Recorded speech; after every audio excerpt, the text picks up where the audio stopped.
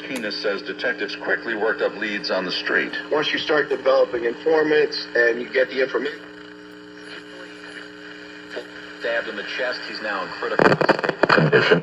Two 17-year-old boys also stabbed. They're both in stable condition. All three students at Cape. This is a Bloomberg Business Flash.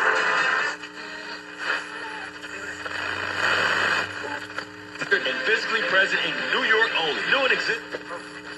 80 News. Some asylum seekers being taken to a new shelter on Staten Island last night were... What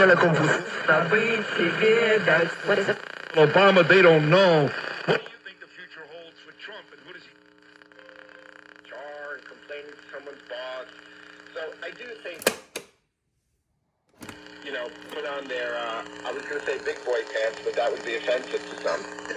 Well, right. Not me. They pants. No, in person is not good either.